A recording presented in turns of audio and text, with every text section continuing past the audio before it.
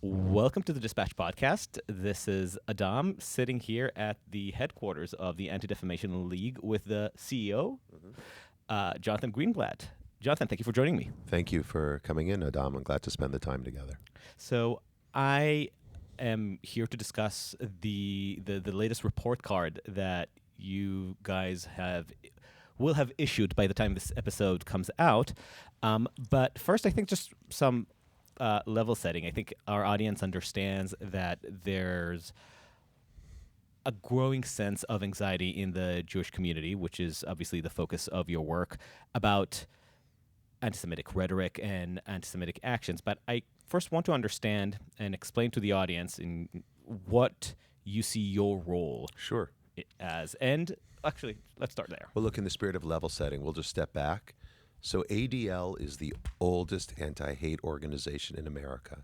It was founded in 1913, spurred on by the lynching of a Jewish man, Leo Frank.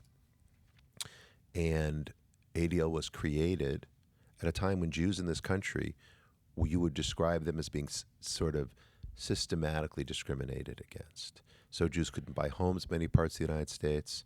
Quotas artificially kept down their numbers at universities if they were even admitted. They couldn't work in many professions. Right here in New York City, where we're recording this podcast, the Jewish doctors founded a hospital that we now know as Mount Sinai, because the big hospital in town, what's now known as Cornell Weill, would not admit Jewish patients. So literally a Jewish victim could bleed out on the street in front of the hospital, and they wouldn't treat that person. They wouldn't let him in the door. So Mount Sinai was founded as the Jews' hospital. And that situation was replicated in cities all over the country. And of course, there was rampant mischaracterization, stereotyping in the media.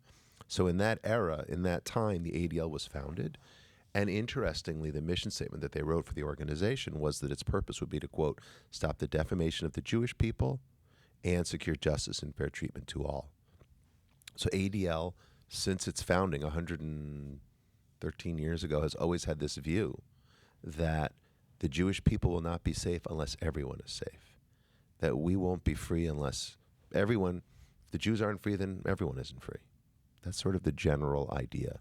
Can you dive into this? Because I think this goes into some of the, I don't want to say controversy necessarily, but some of the contentious conversations about the positions that the ADL takes, and we'll get into that at some point. But can you put some more meat? Why is that the case? So look, in the 1910s and the 1920s and the 1930s, 1940s, ADL helped to overturn those quotas that kept Jews out of universities, helped to change the laws that prevented Jews from buying homes, helped to expose the discrimination that prevented Jews from getting hired or Jewish patients from getting treated and so on, and took on the stereotyping in the media and the mischaracterization that I was talking about. ADL did all that and made America safer for its Jewish community. And then in 1953, ADL filed an amicus brief in a landmark case of the Supreme Court called Brown v. Board of Education, which of course is known as the case that desegregated America's schools. And at that time, many people within ADL said, wait a second, why is ADL filing an amicus brief, a friend of the court brief, on behalf of Thurgood Marshall, who was prosecuting on behalf of the NAACP Legal Defense Fund, this case to desegregate the schools? That's not a Jewish issue, people said at that time.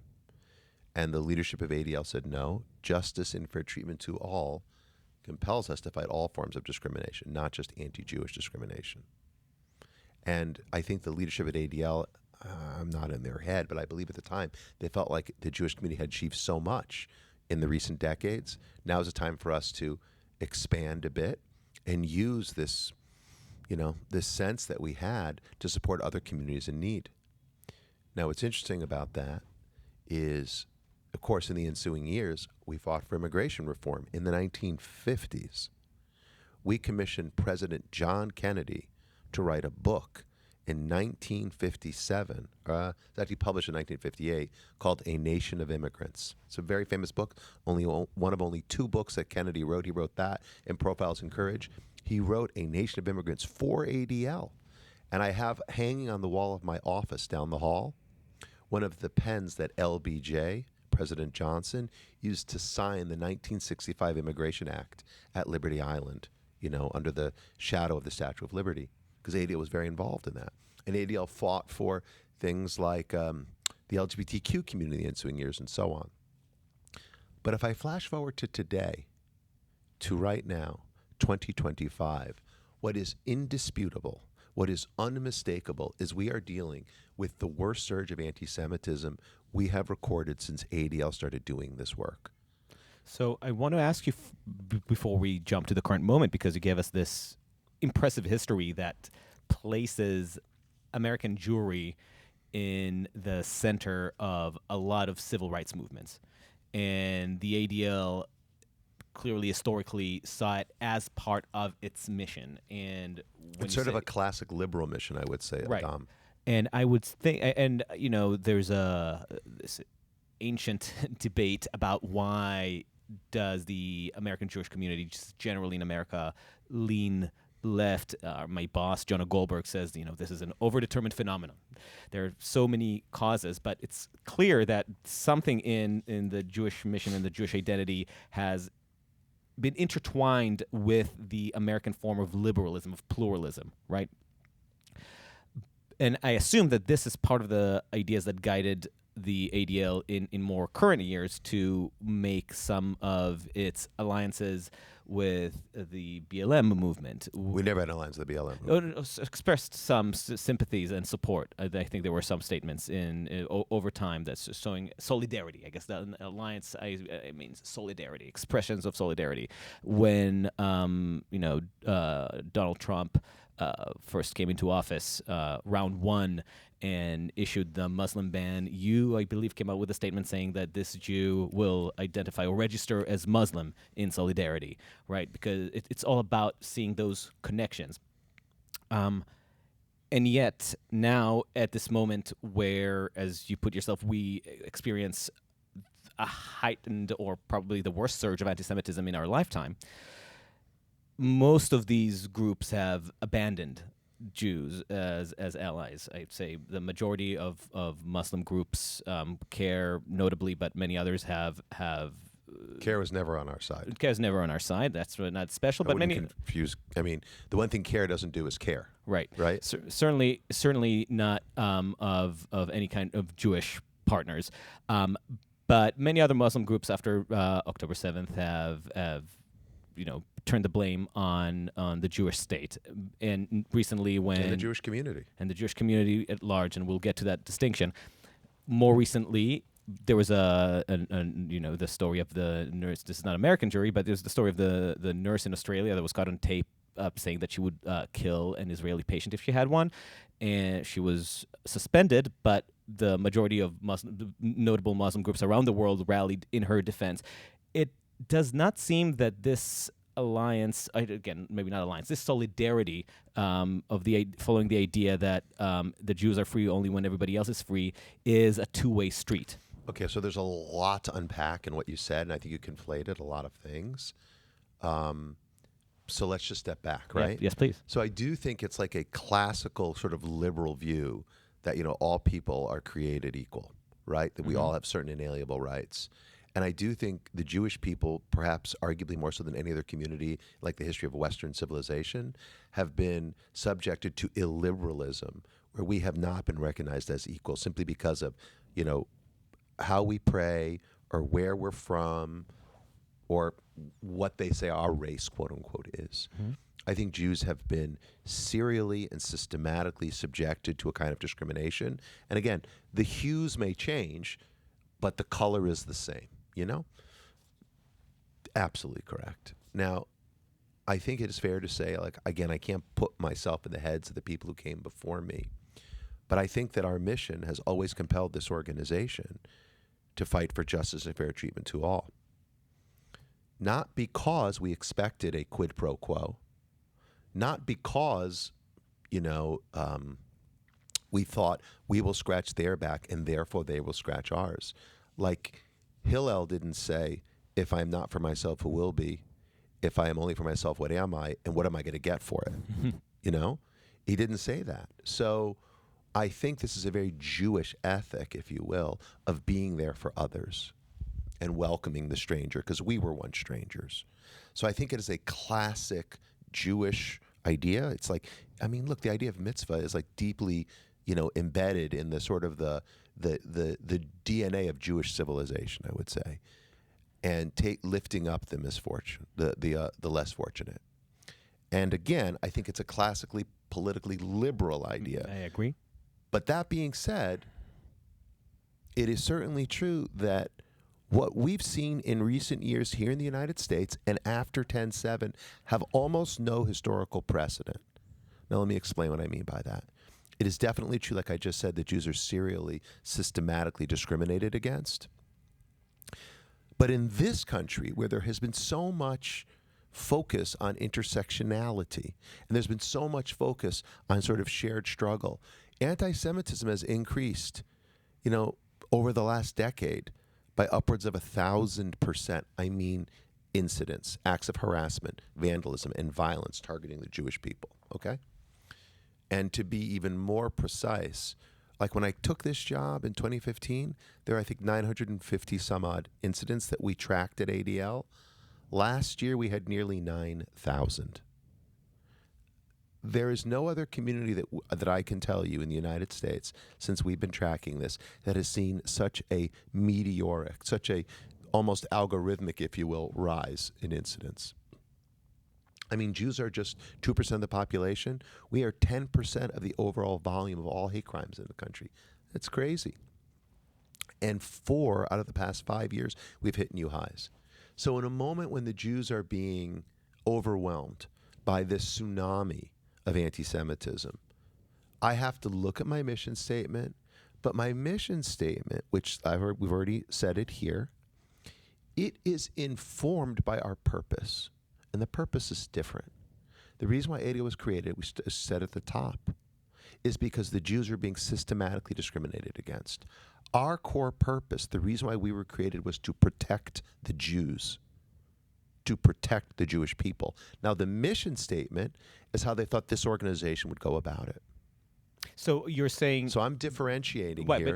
But you're saying that it is not out of a political idea of some kind of mutual solidarity, locking hands with different groups, more like almost the privilege of a group that believes in the righteousness of its general cause and the liberal method to resolving these disputes, being able to help other groups when it is enjoying success. But right now, if we are regressing, does that mean some sort of regression away from the overall pluralistic Well, I wouldn't use the term approach. Regression, right? I wouldn't characterize it like that. But I would say is that, maybe I'll use an analogy. So this is an inferno, and the neighborhood is on fire, including the homes of people the whole block is on fire, including the homes of the people next to us, some of whom I know and some of whom I don't know, right? Neighbors who I see every day and neighbors who I never see at all. Before I help them put out their fire, their homes that are burning, I've got to put out my house first. I'm going to put out my house first. Where my wife lives, where my children live, I'm going to put out my house first. I'm going to put that fire out first. So here's what I would say to you, Adaam. Again, we have a mission statement that was written to guide an organization that was created for the purpose of protecting the Jewish people.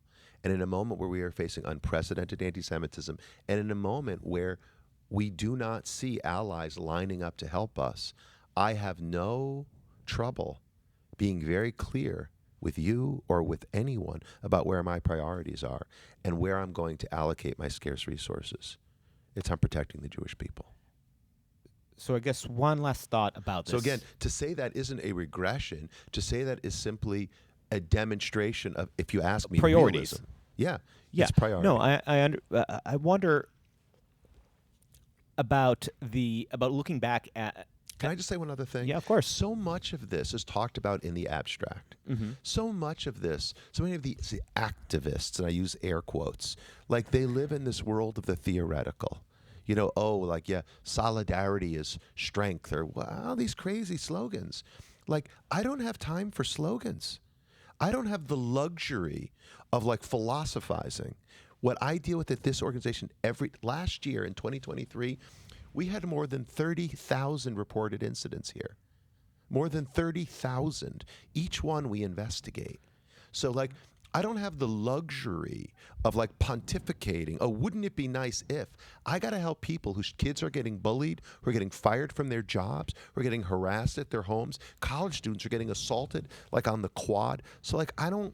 These like this kind of silly talk. I don't have time for it. So would you think that now, looking back to some extent, the idea that the Jewish people can only be free when everybody else is free is in itself a slogan that we don't have the luxury of at this moment? Well, look, slogans are just that, they're slogans. And so I appreciate the ideal of it. I really do. And again, I think it is rooted in, as we talked about, this sort of, can I say it, this Hillelian, you know, it's rooted in the teaching of the sages. It's rooted in this classically, like, politically liberal idea, not like, you know, conservative liberal, but this liberalism. And yet in this moment, like, our house is on fire, and I've got to put it out. Right. The way I've been thinking about this recently is it's almost like the Jewish community has been playing, the American Jewish community specifically, has been playing a different game than other groups. If the Jewish community has been playing the pluralistic liberal American game, other groups have been training the self-preservationist, protectionist tribal game. And I wonder if at this moment, I mean, the American Jews realize that we don't know what game we're supposed to be playing anymore. Interesting. I hadn't thought about it like that. But I will say... And it's impossible to play the liberal game when you're the only one playing it. Well, look, the sort of game theory, if you will, like I have a background in economics, like there's no such thing as a one-player game. Exactly. Like solitaire isn't a thing in game theory, you know? And if you're playing by one set of rules and the other guy's playing by the other... You're playing by theirs. Now, you just don't realize it. The challenge with this metaphor is that the Jewish community will never thrive if we don't have allies. As we said a few minutes ago, we're only 2% of the population. And so... Right, so there is also the political interest of solidarity, right? Yes. And so my point would be in saying that is we may need to look for new allies. Or we may need to educate the allies we currently have, and we need to make the hard decision saying, you know, you're just not working with us anymore. Okay. So let me just put that in stark relief. Right. So we worked with a lot of American Muslim organizations, but never CARE. I would never work with CARE. CARE is, is an outgrowth of the Muslim Brotherhood. CARE is, I would never do anything, show up on a stage, make any appearance, I don't want anything to do with them. Zero, nada, nothing. But there are other groups with whom we have worked in the past. I think about one group called Muslim Advocates, which formerly was very focused on a domestic civil rights agenda. And we made common cause with them on issues like zoning for religious institutions. Because, you know, there are certain municipalities which have passed restrictive zoning laws to prevent, for example, a mosque from being built in their town, which is a violation of religious, the laws against religious discrimination. So, like, we worked with them on issues like that before. And there are a lot of opportunities for common cause, Adaam. However, in recent years, and particularly since 10/7, we're not really working actively with any of them anymore. And it breaks my heart to say that. Mm-hmm. It breaks my heart to say that another group that, in theory, would have some similar considerations to the Jewish community here. They think about things like ritual slaughter. They think about things like ritual circumcision. They think about things like, again, where their religious institutions can be built. You would think we would be able to work together, but I'm not willing to, like, do a litmus test on Palestine to work with someone. But by the same token, I have a very simple rule, Adaam, and everybody here knows it at ADL. I think it's our job to talk to anyone, everyone, with just one rule. Like, I won't humanize people who dehumanize others. I won't humanize people who dehumanize others. So if there's an organization that dehumanizes black people, says they're subhuman or whatever, I won't talk to them. If there's a group that dehumanizes Zionists, says they're all whatever, I won't. That includes me, by the way. Like, I won't talk to them. If you dehumanize other people, then I don't want to do anything to do with you. But we have a pretty wide berth within that. Now, I think one thing that the Jewish community has often done, particularly liberal Jewish groups, and now I mean like a little L, okay, is they've been very precious about the organizations or the communities with whom they would ally. So Like some groups are unwilling to work with segments of the evangelical community because because the groups are not aligned on every issue. But you know what? Like I've worked with a lot of African American groups over the years, and we're probably not aligned on every issue. So I think the Jewish community in this moment needs to try to think hard about who our allies are, try to find ways to underscore for our existing allies, why we work together and what our core issues are, and look for new allies who work with us and accept us for who we are and what we believe. So let's look at those two things. So we'll get to talking to allies, I think, relatedly when we start talking about the university scorecards. But new allies would, I think, one of the most controversial moment that the ADL got itself in, at least as far as the Twitter world is concerned, is that the ADL reviewed the Elon Musk gesticulation / Nazi salute and concluded that the time is too fraught, I believe was the idea conveyed, and that the time is too fraught to make any judgment about this. Let's give people grace and the benefit of the doubt. And basically said, as probably the most prominent American voice in adjudicating anti-Semitism, said that we're going to let this slide. Well, I don't think we cared like that. I think we said we didn't think it was a Nazi salute. Mm-hmm. And we think at the same time we understood why people are on edge. Mm-hmm. And yes, therefore, let's all take a deep breath and give grace and try to find ways to come together. So my question is, do you think that you would have shown Elon Musk in that moment that kind of grace on October 6th? Given the logic of... I was in touch with Elon Musk on, Mm-hmm. I've been in touch with him for a number of years. Mm-hmm. So I would have given him that grace on October Mm-hmm. the 6th. I would have. Because I don't think that's what he was doing there. Now, look, on the same time, Adaam, as you likely tracked, 2 days later, he did this horrible kind of chat GPT style, wordplay joke about Nazis. And I called him out for that because I thought that was wrong. And it was a kind of Holocaust... you have a Holocaust denial and then you have Holocaust distortion. Mm-hmm. It was kind of distortion. I didn't like it. And so I said as much.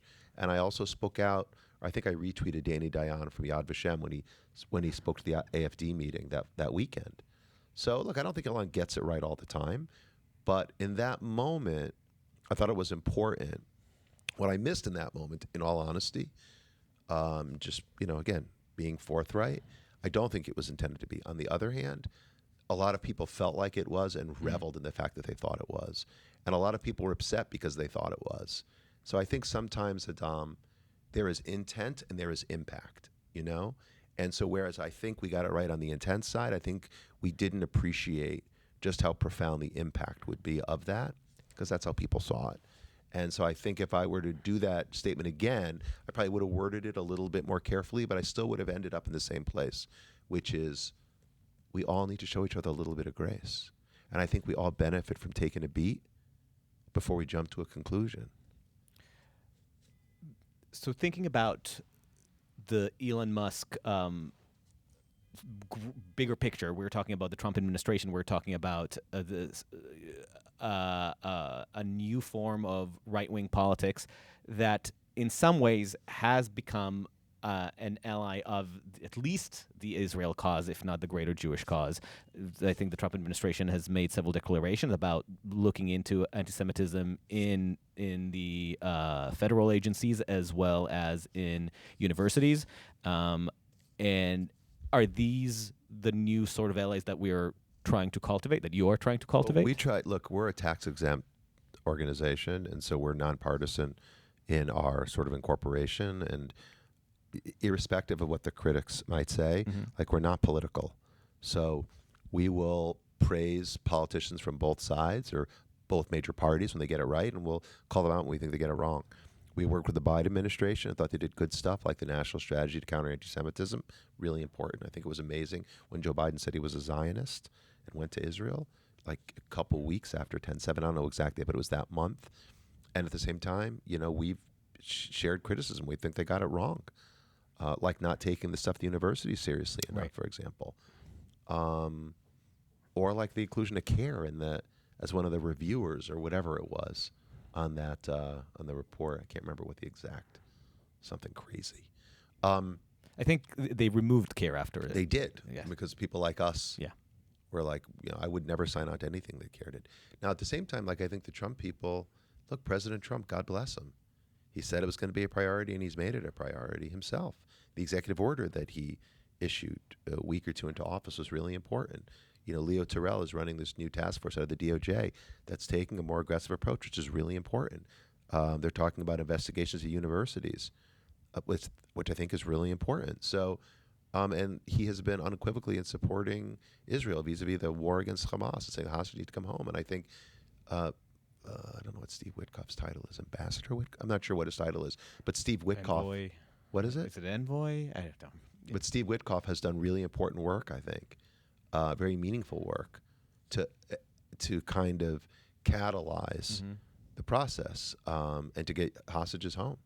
So all of that being said, it's for me, I think, as I think about new allies, like I don't think the ADL has done much work with the Hindu community over the years or the Jewish community broadly, at least not that I'm aware of. And I think then there are groups like the evangelical community who've been there for Israel for a long time, and we need to do more with them. And then there are groups like members of the LDS Church, which again we don't do that much with. We should do more. And I could go on, but I think the bottom line is that the Jewish community is in crisis. We need to deal with that crisis. That requires acknowledging when we get it wrong, as I'm doing, but it also requires innovation and new approaches. And I think this is fundamental to our kind of go-to-market plan at ADL. So to bring some of these things together, with every ally, you encounter problems, right? You mentioned the LDS Church. Wasn't it 10 years ago They were baptizing, that they baptized Anne Frank, right? I mean, they were baptizing people who were murdered in the Holocaust. Yeah, posthumously baptizing Holocaust victims, right? So with every such ally, you encounter problems. Sometimes it's even more grotesque with the Trump administration. You have some of the performances in CPAC and Steve Bannon making the Nazi salute more overtly. So ultimately, it does come down to a political calculation of priorities and which battles to fight when and against whom, I believe. With whom and against whom. I mean, I think, look, I think, at least for me in this and I think this organization as a whole, there is always the need to have a degree of balance where you are principled, but you are also pragmatic. Right. Like, I'm not going to change our principles. I'm not going to change our mission. I'm not going to change our belief in these things. These are essential to who we are. And yet, I'm going to be pragmatic and say, as I was saying earlier, in this moment when the Jews are under siege, like, my job is to make sure that we are safe. Right. So this was actually my question. So putting this all in the context of priorities, what are the actual priorities? What is the threat? Is it just a diffuse multiple signals of rising violence, or can you focus where this threat is coming from? Why are we seeing this kind of surge? Because if we are going to prioritize our allies, we need to have a sense of where it's coming from. So I think there are multiple. Okay, so unless it's just kind of a spiritual rise in anti-Semitism across the board, and we can't really pinpoint it. Well, no, I mean, so I think there were two things here. Okay, so number one, like, why are we in this moment today? Mm-hmm. And then I think the second question is, so what are the specific threats? And they're not necessarily the same. Right.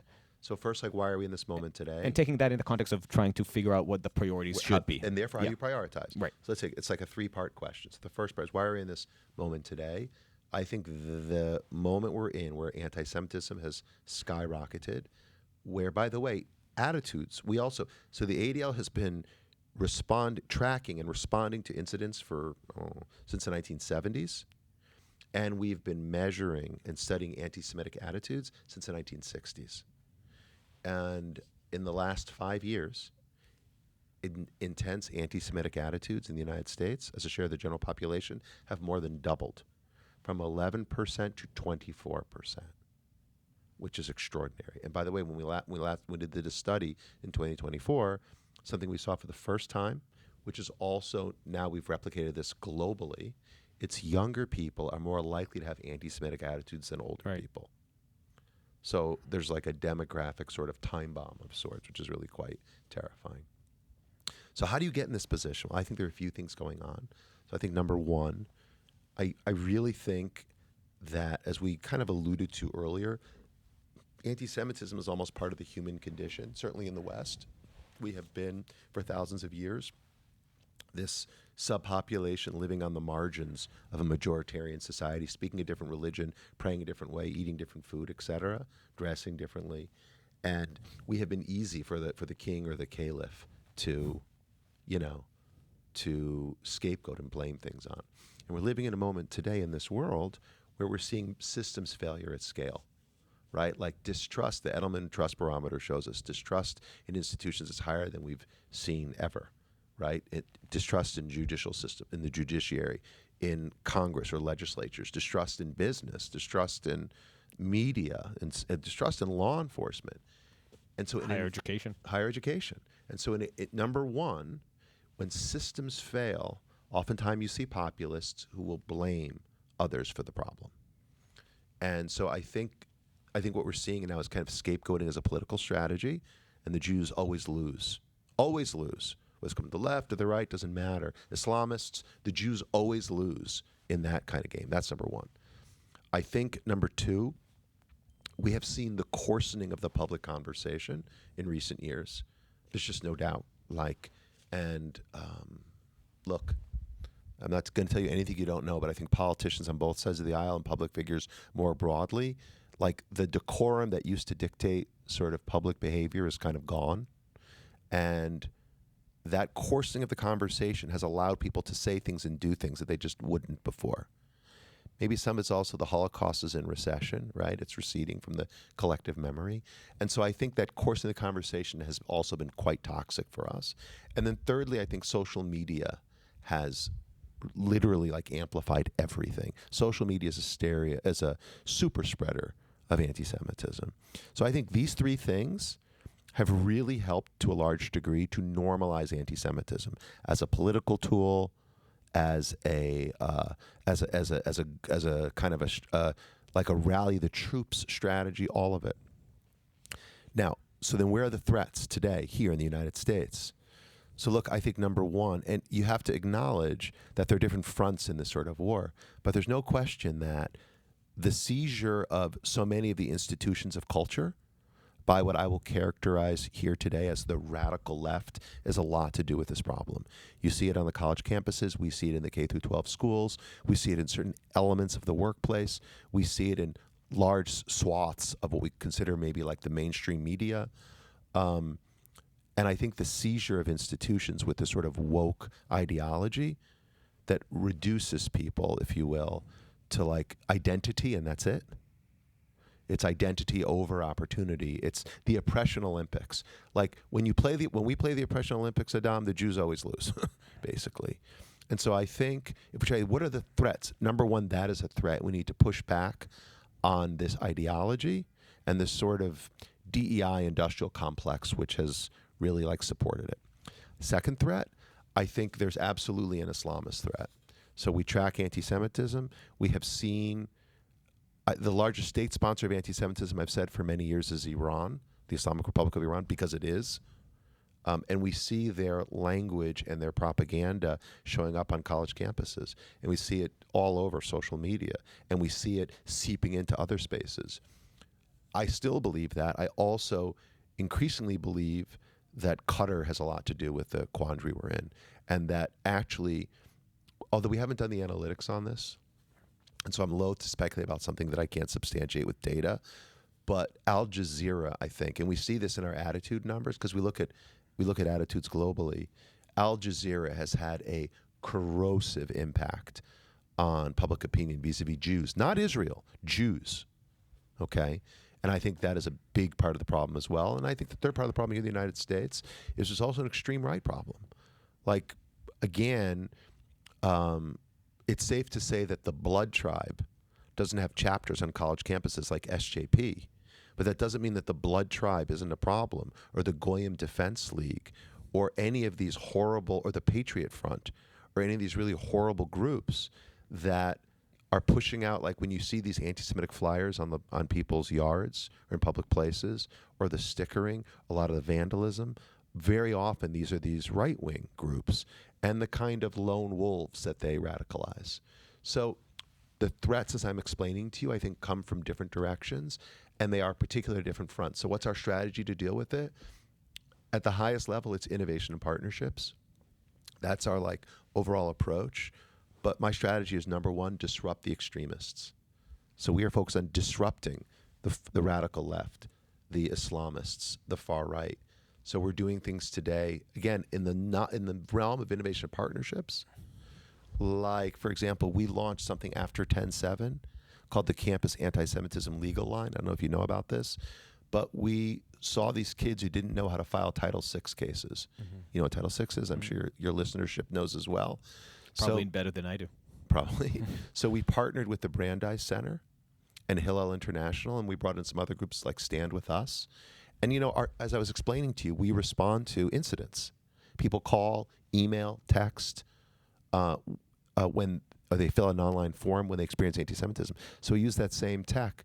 We created a system to handle incoming complaints about Title VI violations. Didn't exist before. Mm-hmm. And in the last, 15 months, we've handled over 800 Title VI complaints. When I say we've handled them, we also partnered with a bunch of very big, prominent national law firms like Gibson Dunn, Aiken, Latham and Watkins, Covington and Burling, and we trained hundreds of lawyers on Title VI. So now when a complaint comes in, it gets farmed out to an associate to review. If they think it's valid, it goes for a secondary review. If they still think it's valid, then it comes back in and we decide what to do with it. I can tell you, Brandeis has filed a ton of cases. We filed a ton of cases. ADL has filed more lawsuits in the last 12 months than in our previous 110 years. So we're suing not just colleges and universities, we're suing K through 12 school districts for Title VI violations. So we're doing a lot now in ways we never did before. I'll give you a second example. Again, colleges, disrupting extremists. Like, how are you going after that? We've amped up the work we do tracking the bad guys. So you're here at our investigative research lab where we're taping this. I mean, again, last year alone, ADL gave over 2,700 assists to law enforcement. We identified, again, threats against Jewish communities or Jewish people. So I'm talking about, again, an Islamist posting on social media, like that nurse in Australia. I would kill an Israeli patient. She's been arrested, by the way. Or calls to violence. So we're tracking the bad guys on social media, on messaging apps, in video games, on streaming platforms, short form video. We're watching, monitoring, not doing anything illegal. But when we see a threat to our community, we're calling it out for law enforcement. It sounds like the approach is offense, right? It's definitely offense. And I'll show you another. So one thing is disrupting extremists. Second thing for us is shifting from advocacy to activism. I think one of the things in the post-10/7 world, you have all these sort of WhatsApp warriors, right? Mm-hmm. Ordinary people have been like convened and they've come together. How do you unlock that power? So one of the ways we did that was with with the new product that we just launched. So ADL launched on the New York Stock Exchange on Thursday, February the 27th, the first ever Jewish exchange traded fund, or an ETF. You know what an ETF is? It's like a bundle of stocks where you buy, like the S&P, for example. You buy a set of stocks in an area like tech or CPG or retail. So I've been worried about the BDS movement. We saw 71 BDS campaigns in 80 BDS campaigns in the academic year 23-24. We've seen companies like Google, Amazon, Starbucks, which isn't even in Israel, Caterpillar, Boeing, targeted by anti-Israel activists. And we're seeing these, I shouldn't even call them activists. They're like antagonists or anarchists or some other word. Really, they're hooligans, BDS hooligans. And we've seen Jewish employees marginalized and threatened inside some of these companies. So we launched an ETF. We've already raised over $100 million. You can see it on the NYSE under the ticker symbol TOV, T-O-V. And so we're buying the S&P, essentially, to support companies that are doing the right thing on anti-Semitism, that are doing the right thing vis-a-vis Israel. Now, what's materially about that is it a system to support them, or is it a direct investment tool? Is it like the ADL's ESG? you could think about it like that, but I'll tell you why it's important. Because what I most look, our investment strategy is passive, but we are passionate about our advocacy. So what do I mean by that? Again, it's a passive tool. It's an ETF. We're not activist investors. But what we are going to do is unlock the ability of people who buy shares in Tove to do shareholder advocacy. So when the BDS hooligans show up at the shareholders meeting for Google, we will be there. When they propose an anti-Israel resolution at Amazon shareholder meeting, we will counter it. We will work out in front and behind the scenes because now we have a seat at the table, and we will use it. So that's a good example of unlocking. So there is a component of corporate governance that yes, ADL is approaching. 100%. And then the third, so our strategy is disrupting extremists from advocacy activism. But the third thing is changing the narrative. How do we change the way we even talk about these issues? And that leads me to the campus report card. Great. So let's talk about it. I think the headline was that you've seen improvements. I need that unpacked because which one? I think CUNY was one of the universities where you saw improvement, if I remember correctly, right? So, which, if I remember, we have 100. The first time we did this in 2024, we looked at 80 universities, colleges and universities, on 21. It's very ADL. We're very data driven. So we looked at them against 21 different metrics. Okay. And so when I say we looked at them, we reached out to all the schools in advance. Some responded to us, most didn't, in fairness. But what we wanted to do was create an empirical evaluation, objective, not based on how we feel, but based on how they're performing on specific criteria that we could measure. Can you give me an example of some of those parameters? Sure. So there are three different categories. One of which is Jewish life on campus, which is pretty straightforward, right? Like Hillel, Chabad on campus, kosher dining, Jewish fraternities, and so on and so forth. Second one is a number of incidents. Is it the number of existing chapters, or whether they're allowed to persist without interruption? What do you mean by that? I just know that, for instance, like now you have stories about people blocking the way to Hillel. Oh, we'll get to that. Okay, so first different. thing, do you even have a Hillel, for example? I see. And then the second set of criteria are incidents, anti-Semitic or anti-Israel demonstrations, speakers, like crimes, arrests, things like that. Again, things that we can entirely track. And then the third thing are policies and procedures. So does the school do, like, for example, if you do mandatory, sensitivity training, do you include anti-Semitism? Do you have a policy against BDS and other criteria like that? That was how we set it up. Again, everything was public. We didn't hide the ball. You could see all of the different criteria and the weighting. And we evaluated 80 schools, and a large number of very prominent schools got Fs. And by the way, we didn't grade on a curve, I should say. It's really important. Like, the goal wasn't to fail anybody. I want everyone to get an A. I wanted to create a race to the top. And I thought that by doing this in an objective manner and very transparent, schools would see what they had to do. Now, when we undertook this, Adaam, we were told, this was a very bad idea, that schools would not work with us if we embarrassed them. And in fact, we reached out to Hillel directors to get their input. None of them worked with us the first time. When I say none of them, I mean zero. At the 80 schools we reached out to, they didn't want to work with us because they didn't like this idea. They thought we would embarrass the schools. It might not be objective or fair. I don't know. I don't want to put words in their mouth. They wouldn't work with us. Interesting. What was the language? Because we were talking about schools at the height of DEI and the logic of intersectionality. What was their rejection? Well, I think they were afraid that if ADL gave a school a bad grade, it would reflect badly on the institution. And I think they were afraid that we were going to be, I don't know, like maybe not objective, or that we would use subjective measures. I really, again, it's hard for me to tell you what they thought, but let me tell you the postscript. So we released it, and in the ensuing year, 70% of the schools that we graded worked with us to improve their grades. How do we do an anti-Semitism training? How do we do an anti-VDS policy? How do we handle incidents when they happen, and so on and so forth? 70%. And so we decided we would do this on an annual basis. This time, we went from 21 measures to 30 measures, from 80 schools to 135 schools. And I told you before, 0 Hillel directors worked with us the first time. This time, between Hillel and Chabad on campus, over 100 worked with us. So it's a total 180-degree turn. And the good news is, as you were sort of saying, a number of schools did better. Again, on these objective criteria, they improved and they got better grades.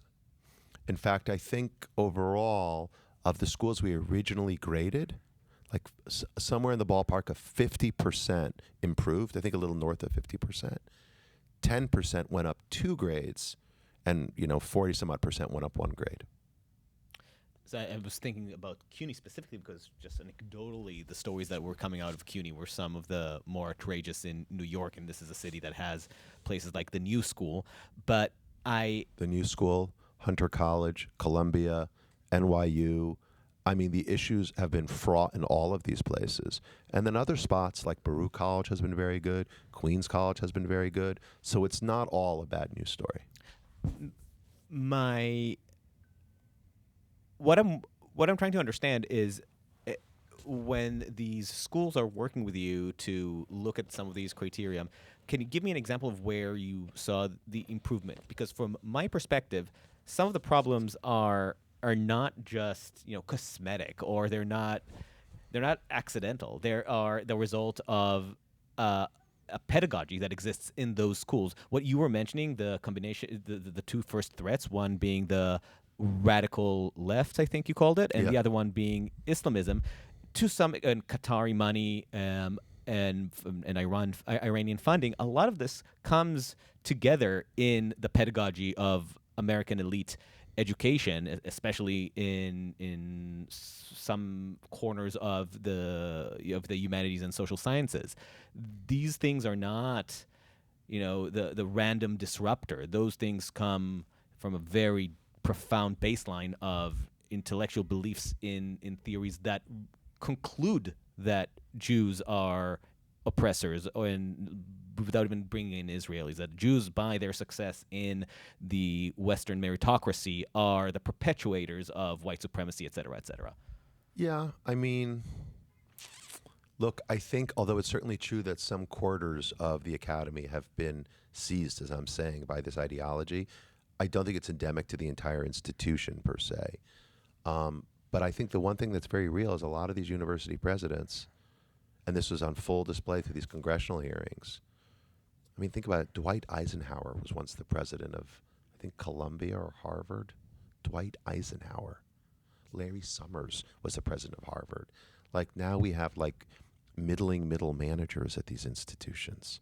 So there's not a lot of moral courage on the front lines, And so that lack of moral courage when you have bureaucrats in leadership roles, combined with, again, some radicals who've sort of captured the conversation, is a very sort of toxic equation. I agree. It's grim, but in lieu of moral courage and real intellectual leadership, who do you turn to turn the tide?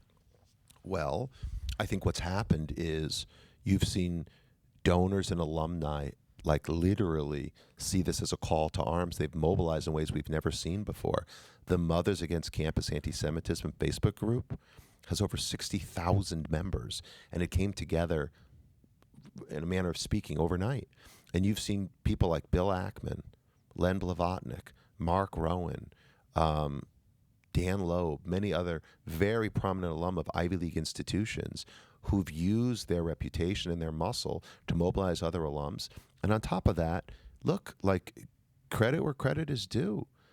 Again, although there's a lot of reason to criticize Congress generally, specifically, what the House Education Workforce Committee did in the last session was remarkable.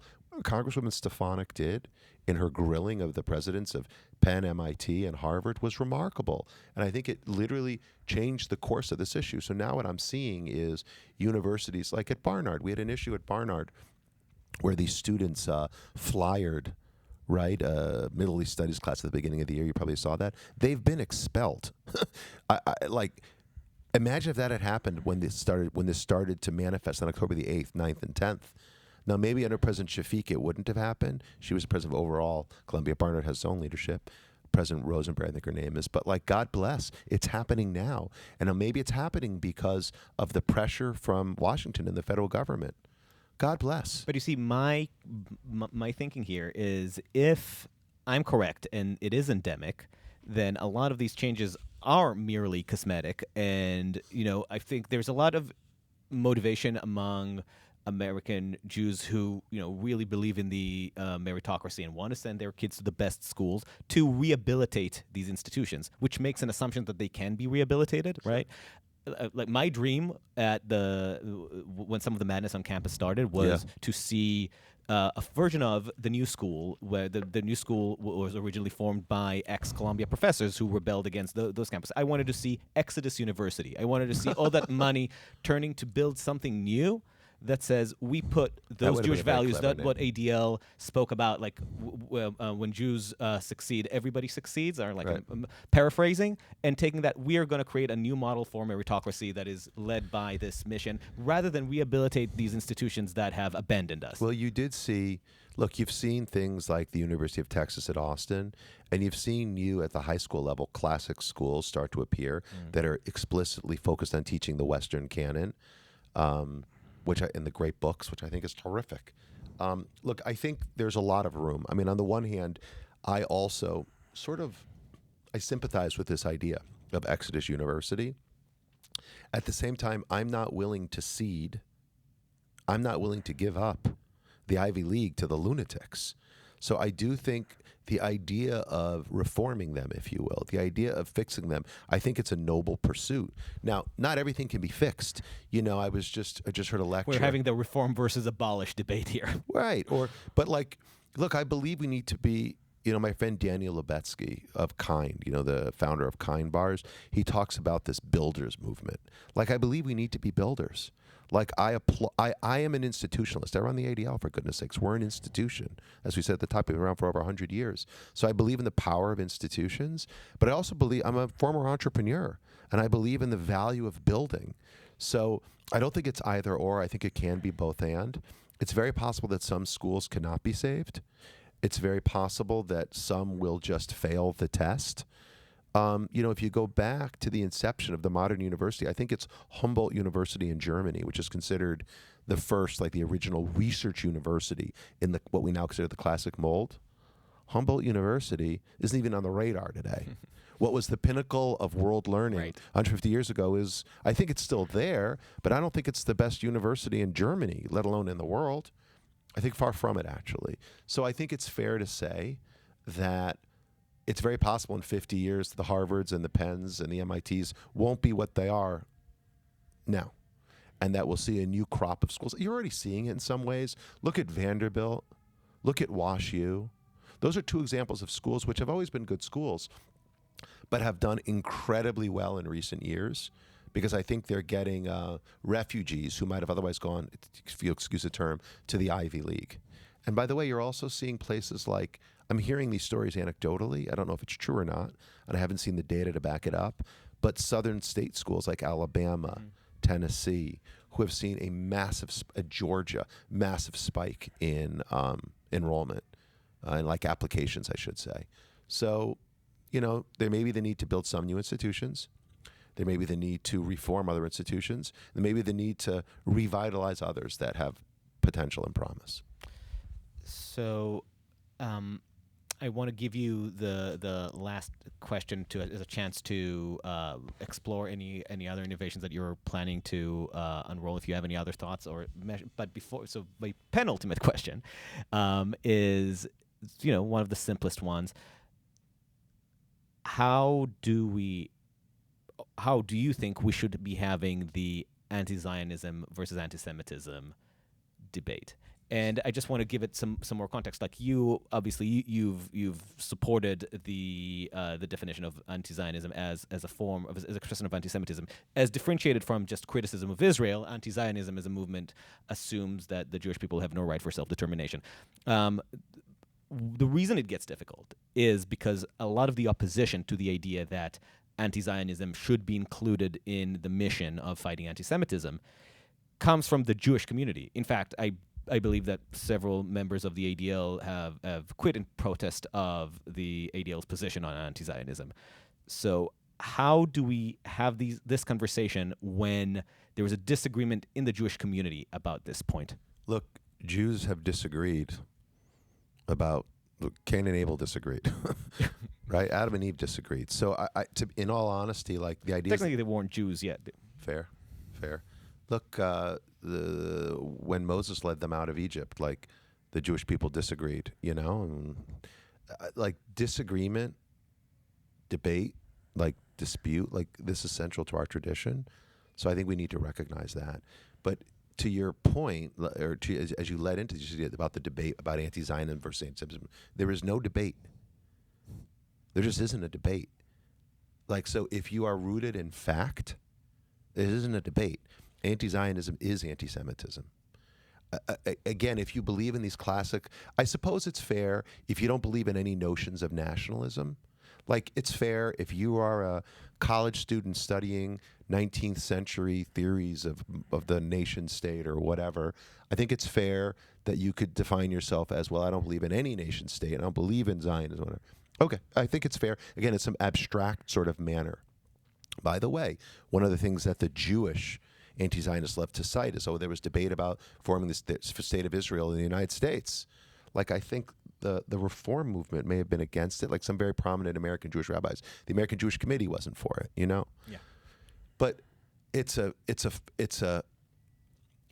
only is it unfair. In America, generally, it was the Goyim that were more in support of the Zionist project than many in the Jewish community. Well, I don't know. Okay, so at least according to Walter Russell Mead's thesis. But what I would simply say is that I think not only is that comparison unfair, not only is it fair, I think it's obscene. It's obscene.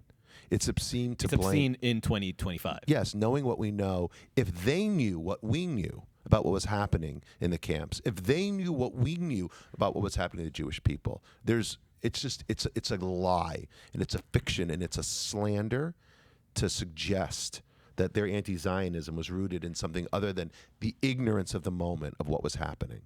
So flash forward to today, as I was alluding to at the beginning of this conversation, anti-Zionism is this persistent form of bigotry, and it's complex. It's different than different forms of hate. Like, again, there was a time when the hate against Jews was because ostensibly their religion was different, and they didn't accept Jesus, they didn't accept Muhammad as the prophets, and so it was like a religious-based hate. And then after the Age of Enlightenment, when we realized, that the Earth orbits around the sun and not the other way around, when we realized that the scientific revolution was upon us and such, and maybe the notions of divinity had been ordained weren't all right, then it became a science-based anti-Semitism. Well, eugenics, right? Hitler's famous quote was, "The Jews are definitely a race, just not a human one." And then in the wake of the Shoah, when the eugenics was exposed as a fraud, and racialized hate was revealed for its endpoint, then it became, again, if you will, like a political kind of anti-Semitism. Well, we don't hate the Jews for their religion. We don't hate the Jews because they're a different race. We hate the Jews for their state. But these are all manifestations of the same pernicious, ugly antipathy towards Jews. So you, not unlike me, see this as part of the same genealogy, shape-shifting creature that is anti-Semitism or Jewish hate. All the historians who've studied this will tell you the same.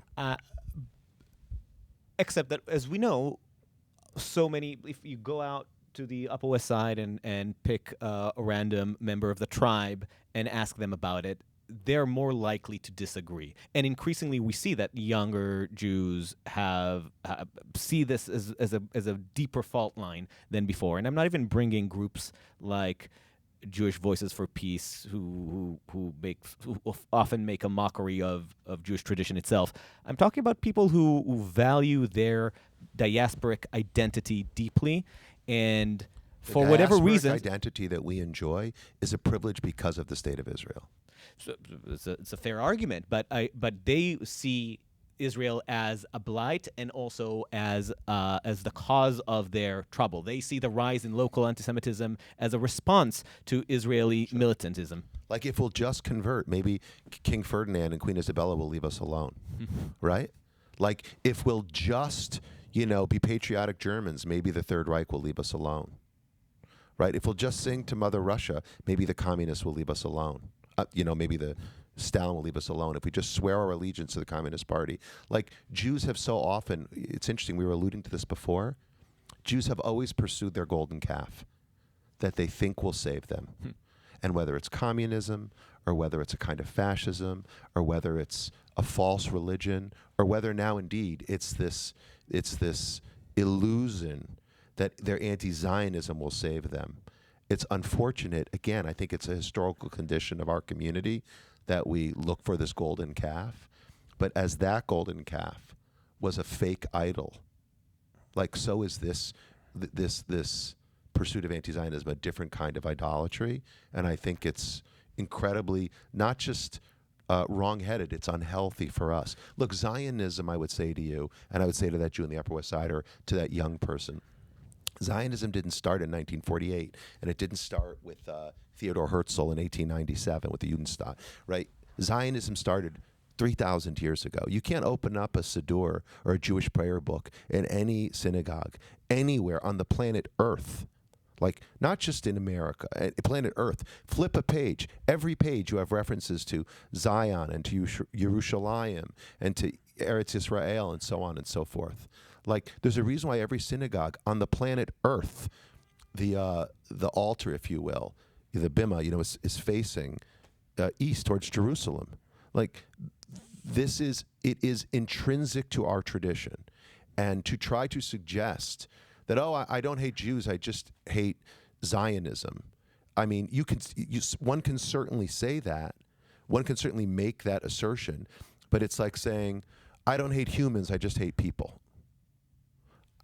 I mean, it's illogical, and whether or not it is. So here's the important thing, Adaam, and this is what's coming upon us as the ADL, Jewish leadership, the State of Israel, like people with common sense.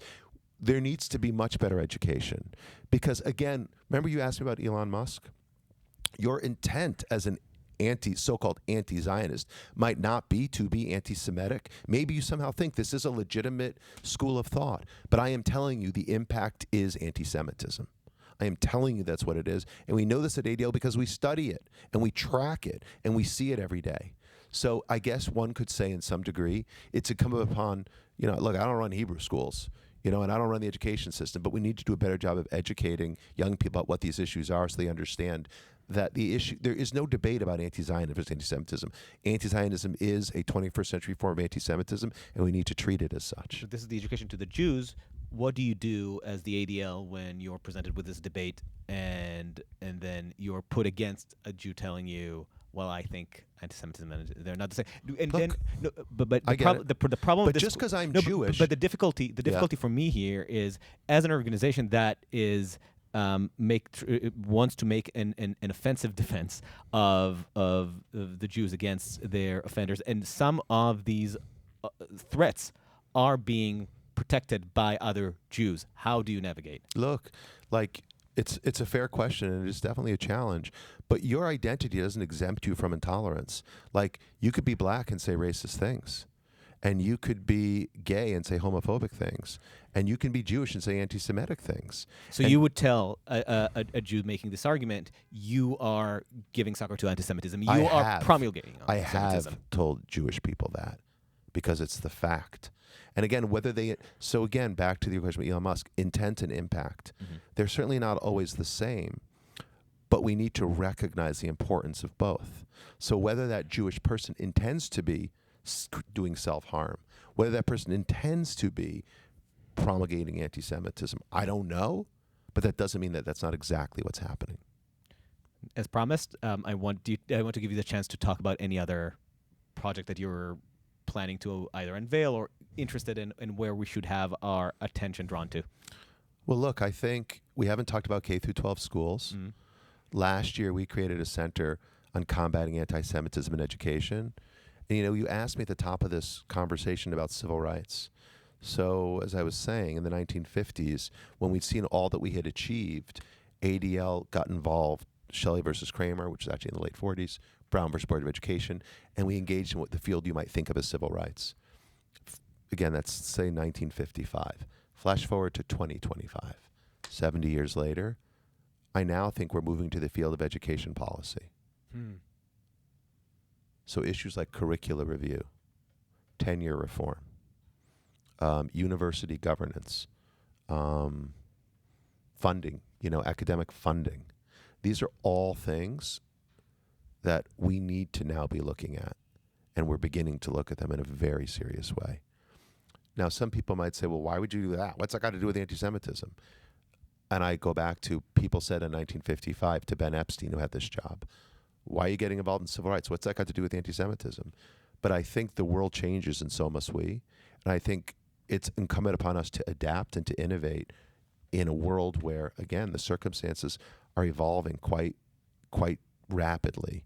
And so these dynamics force us.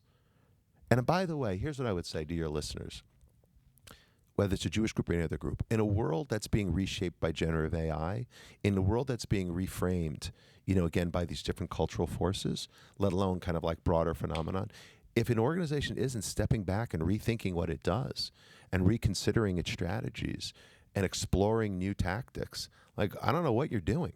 Like the same old things that you've done for year over year, in some ways, that's how we got into this mess in the first place. So we need to own at ADL. We've got to change. I think other groups need to own. They need to change too.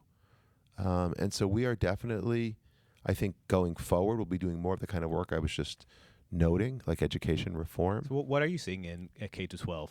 Oh, so I mean, those frothing lunatics who are assaulting Jewish kids on the college campuses, they're not going to Goldman Sachs. They're not going to Google. They're going to grad school. And a number of them are in what we might call the social sciences. And we're seeing a lot of their ideas, if not the people themselves, seep into the curricula of these different school systems. Now, the truth of the matter is that most of these, certainly middle schools and high schools, teach to the test. I'm sure you're familiar with that phenomenon. And so the overall curriculum and the way the teachers teach is very much centered around what's mandated in order for them to get federal funding and whatnot. So they want to do better on the test scores and everything. And yet the teachers have a great deal of flexibility within that framework. And so we're certainly seeing things like ethnic studies and other sort of curricular interventions that politicize classrooms in ways that I think are incredibly unhelpful and flat out wrong, and actually lay the path for the kind of problems we're talking about on the college campus. So is the problem coming from the, or at least as far as you're focusing your efforts, are you looking at the teachers' schools? Are you looking at the creators of the curriculums? Are you looking at school districts? Or are you looking at individual teachers? I'll have more to say in about a year, 6 months to a year, because we're now really starting to do this type of examination.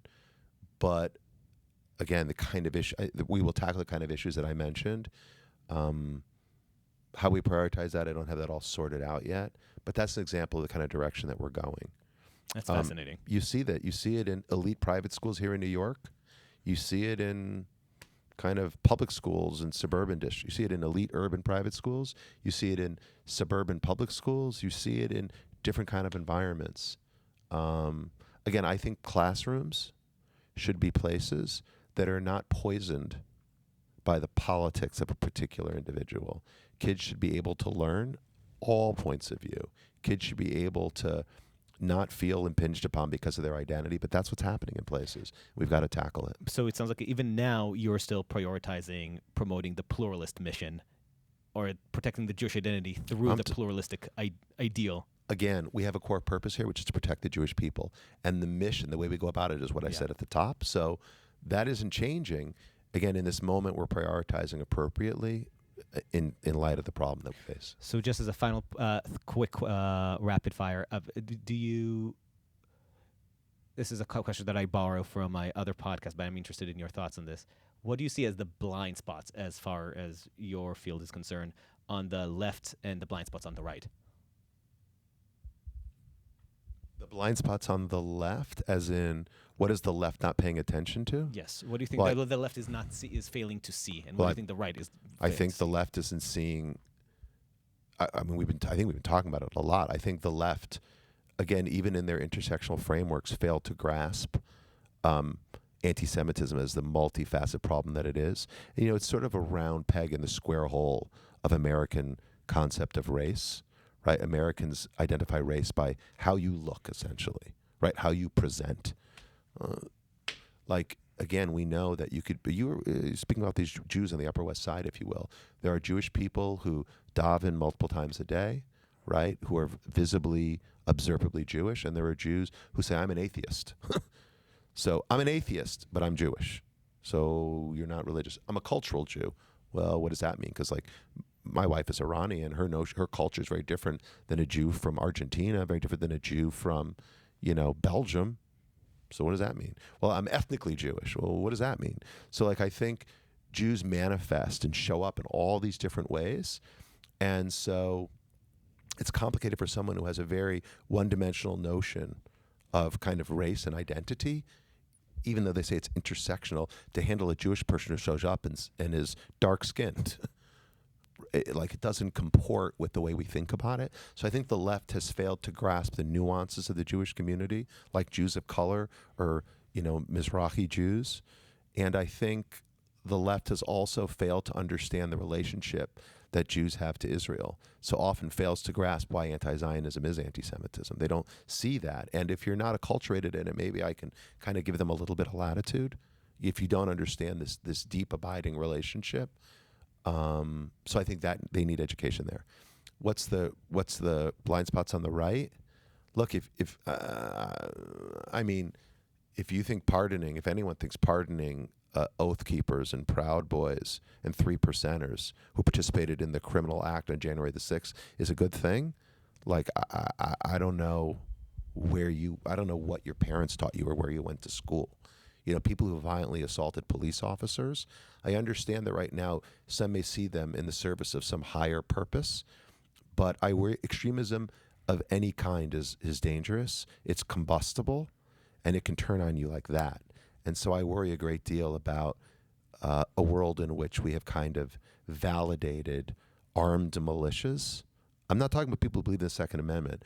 I mean violent armed militia members who've demonstrated propensity to commit acts of violence, or white supremacists, The guy who was wearing the Camp Auschwitz sweatshirt, again, I don't care how you vote. That was on January 6th. Yes, I'm sorry. Yeah, and went to the Capitol. I don't care how you vote. I care what you value, and I think people on the right. Sorry, January 6th, was it? Yeah, sorry, January 6th, okay. when they were certifying the vote. Yeah. I think people who sort of soft pedal that or discount that, I think they do so at their own peril.